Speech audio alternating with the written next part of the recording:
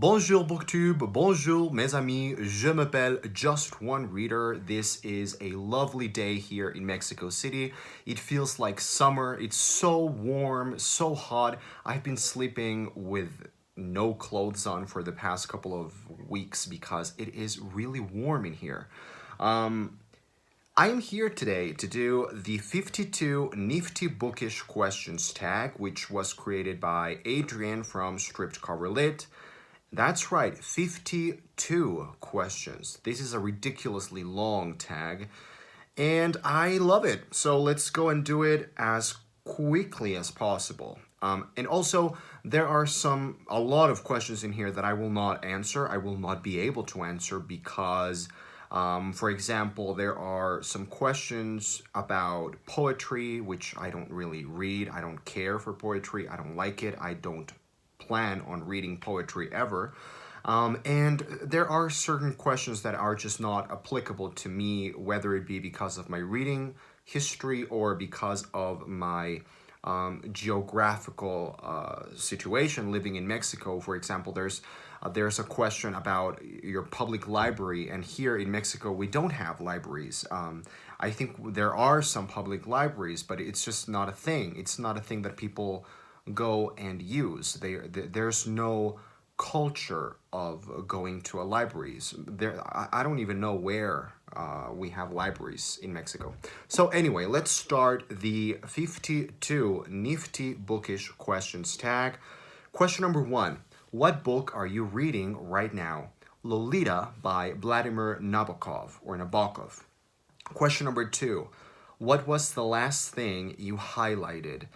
I don't remember, but it must have been something from a case history by Sigmund Freud about his very famous psychoanalytical patient, the Wolfman.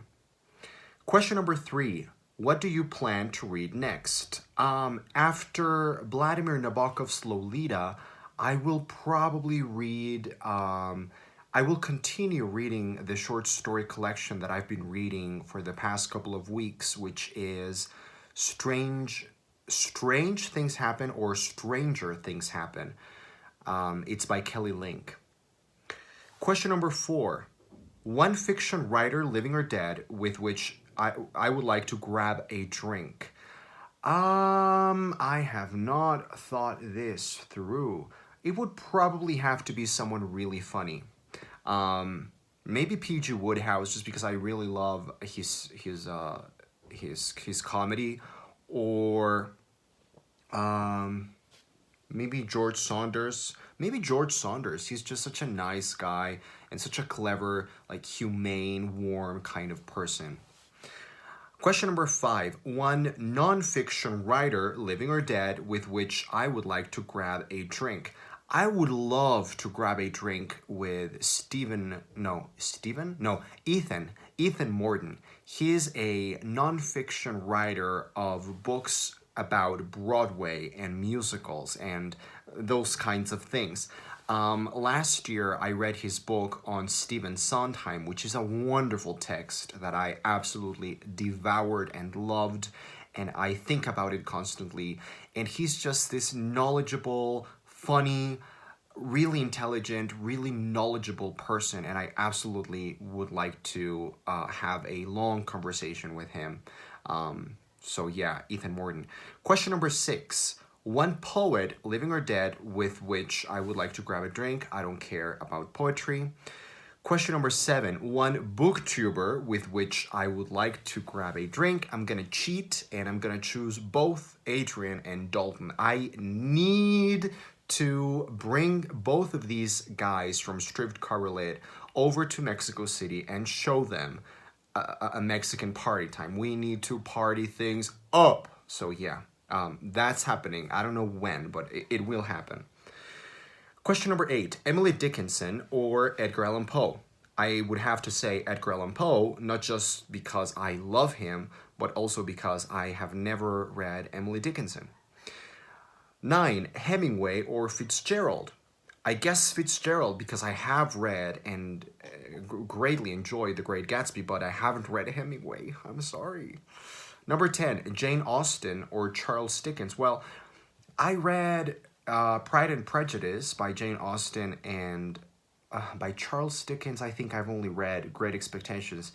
And I did not love any of them, but I feel like Charles Dickens has more potential for me. I think he's a writer that I do want to read more. I want to read many of his books, whereas Jane Austen, I don't feel the same way. Number 11, Sam Harris or Christopher Hitchens? Christopher Hitchens. 12, Stephen King or Michael Crichton?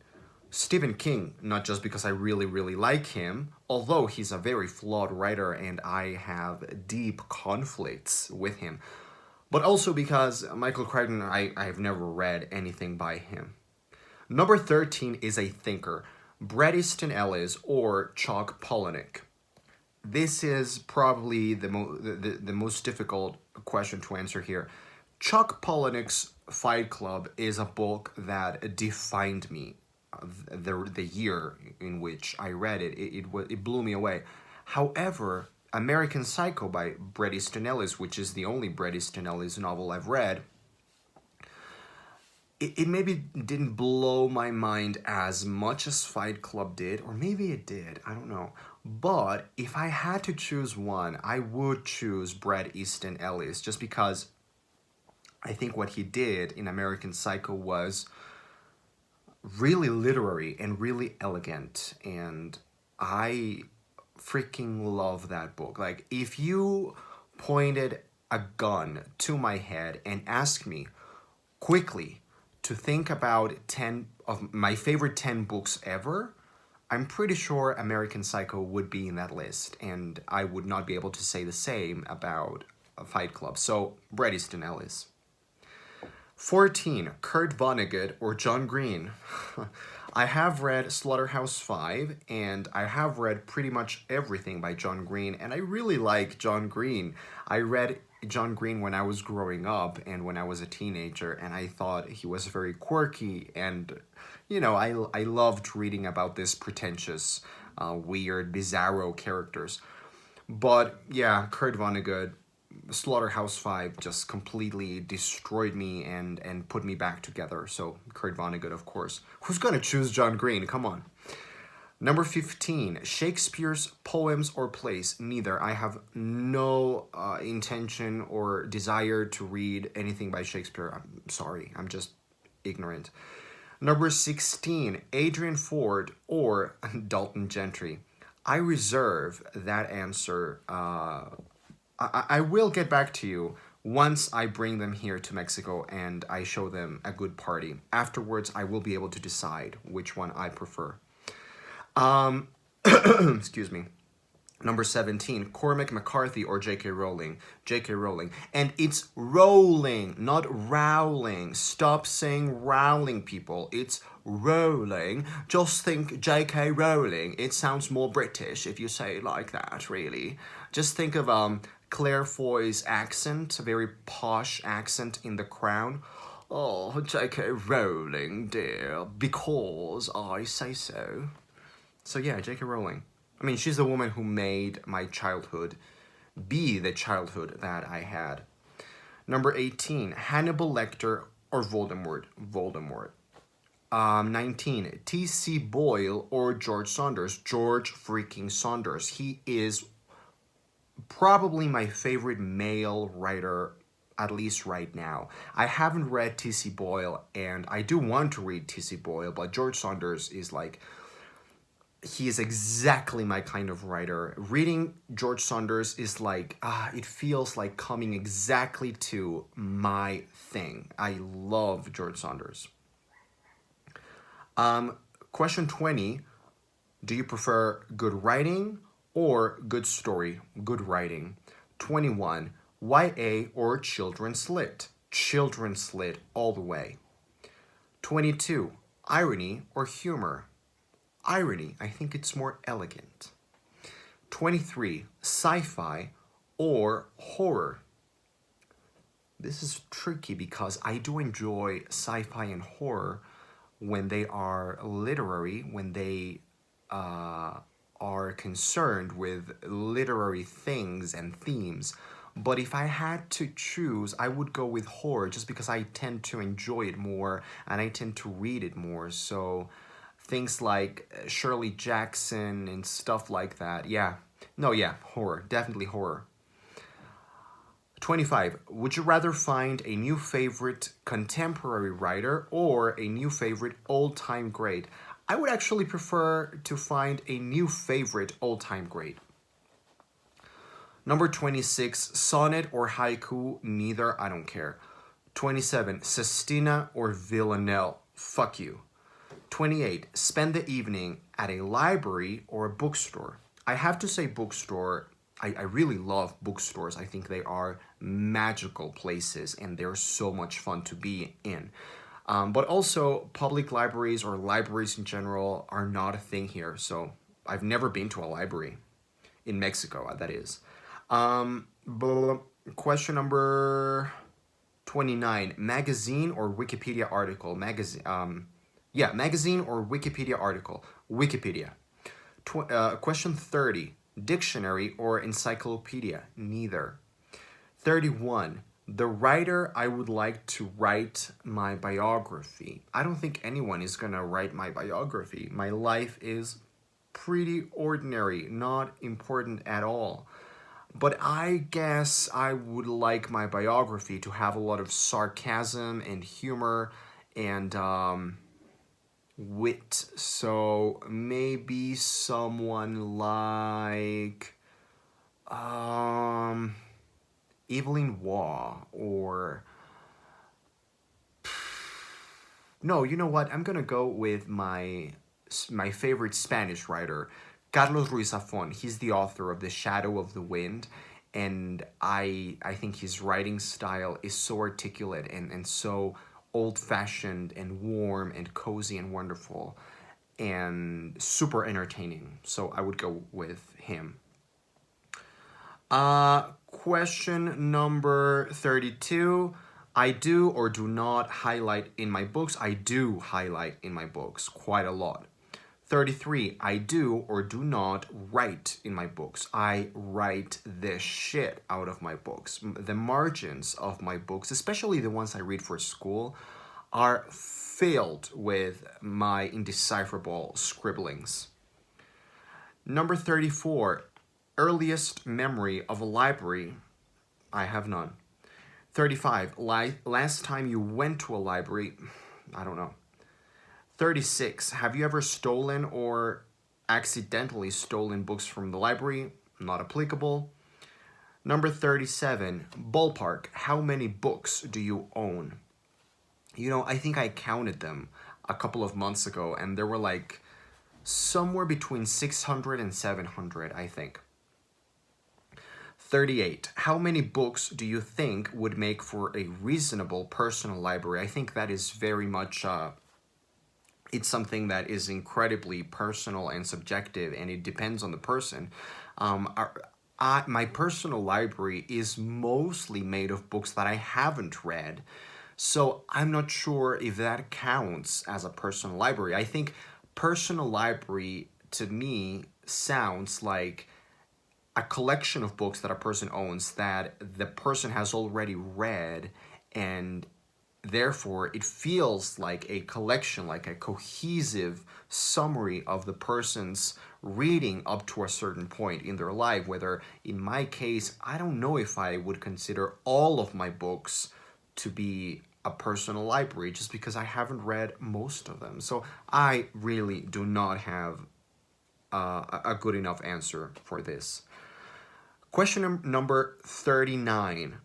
So, there's Sense and Sensibilities and Sea Monsters, Pride and Prejudice and Zombies, etc. How do you feel about the phenomenon? You know, I really don't think a lot about these things, about this modern spoof trends. I think they're okay. I mean, I don't see a problem with them. It actually might make some readers become engaged or have some contact with some other classical works of literature, so I don't see a problem as long as people see them as what they are. Number 40, horror trope you would like to see get more love. I guess something to do with dreams. I don't see a lot of dreams employed in horror. I don't really know what I would like to see, but I would like for something different, something original, something more creative, using the idea that is just bizarre, the notion that every single person dreams. And sometimes people remember what they dreamt, and sometimes people don't. Some people never remember, and some people always remember. I think that is an interesting notion, and I would like to see more people play with that idea more often. Number 41, something that you think gets underutilized in science fiction. I actually have thought of this because, I really love language, and I really love how some books or some movies like Arrival really play with the idea of how the way your language, the way you speak and read, the language that you use in the world directly influences your thinking process. And I absolutely think this is true. Well, it's not an opinion, it's a fact. The language that you are fluent in, or languages, really influence the way that you think and sometimes even dream.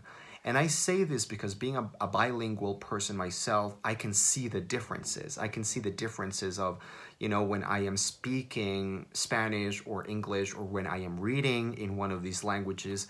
Sometimes I dream in Spanish, most of the times I dream in English, and there are interesting differences there, and I would like for more people to play with this concepts of the basic things that make us human: language, dreams, thought. Number 42. This is about flash fiction. Is it form of and format of literature, or it's just a short story? I couldn't say because I don't think I've ever read flash fiction, so I don't know. Number 43. If you could own one book from all of history, what would it be? I guess I'm gonna go with a first edition of Harry Potter and the Sorcerer's Stone, or a first edition of The Neverending Story, one of those. Number 44, audiobooks. The same as reading? No, they're not the same as reading. Actually, I'm sorry to tell you, but this is not an opinion, this is a fact. Listening to an audiobook is not reading. I know. Easy, chill. I'm not saying that audiobooks are not worthy, or that audiobooks are a lesser form or format. I am not devaluating audiobooks or listening to texts. I think they are a great resource, but they're not the same. Cognitively, the brain functions that are activated or required to do certain certain activities are different. I was a teacher. I'm a certified, trained teacher, and we know that there are certain cognitive activities and cognitive objectives that you develop with listening skills, and some others through reading. And sometimes they overlap, and you can listen to audiobooks and you can activate certain areas of your brain that would also activate if you're reading. However, reading and listening to an audiobook are just not the same experience. Also, from a psychoanalytical standpoint, reading requires certain functions that listening to audiobooks don't. Listening to audiobooks just requires some other functions and some other traits and some other areas of the mind. So it's not the same thing. I think they're both great, but they're not the same. Question 45. Most literary songwriter of your lifetime? Stephen Sondheim. 46. What writer embarrasses you the most because you haven't read them? Ernest Hemingway. I know. I live in shame every day. Number 47. What writer embarrasses you because you've read too much from them? Probably John Green or Dan Brown. 48. What is a biography you're looking forward to reading? I have none. Number 49. Do you have a dream reading hobby? No, not really. I could read anywhere as long as I have some quiet. Number 50. What was the last literary phenomenon that really got your gears grinding? Oh, Tin Man by Sarah Winman. I did not like that book. Some people went crazy about the Call Me By Your Name book by Andre Aciman. I thought the book was terrible. I love the movie, but I thought the book was terrible. The Life Ship Traders trilogy by Robin Hobb, I know is a big literary phenomenon, but I really couldn't stand it. But of course, the last big literary phenomenon that absolutely drove me crazy was Harry Potter and the Cursed Child. That book is... that book made me consider horrible things. No, that book should not exist in this world. Number 51. What was the last piece of literature that changed the way you read? Oof. I guess if I had to choose something recent, I would go with The Luminaries by Eleanor Catton, because it really showed me a part of me as a reader that I didn't know I had. And it showed me how to read certain passages of the book. It taught me how to recognize certain parts, different parts of the books in terms of driving energy.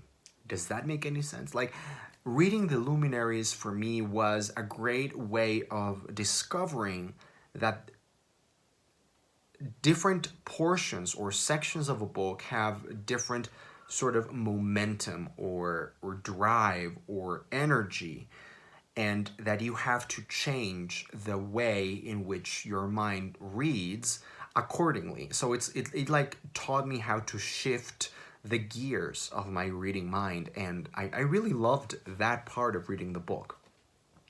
And finally, question number 52 is, what booktuber have you been watching the most recently? I don't really have an answer for this, just because I watch the same people, and I don't think that I've been binge watching anyone in particular. So I'm sorry, I don't have an answer for that. So that is the 52 Nifty Bookish questions tag created by Adrian from Stripped Cover Lid. And I'm going to tag Sean the Book Maniac. I'm going to tag Jason from Chapter and Verse. I'm going to tag Chris from Chris Bookish Cauldron. And I'm going to tag Alex from What Page Are You On? Thanks for watching.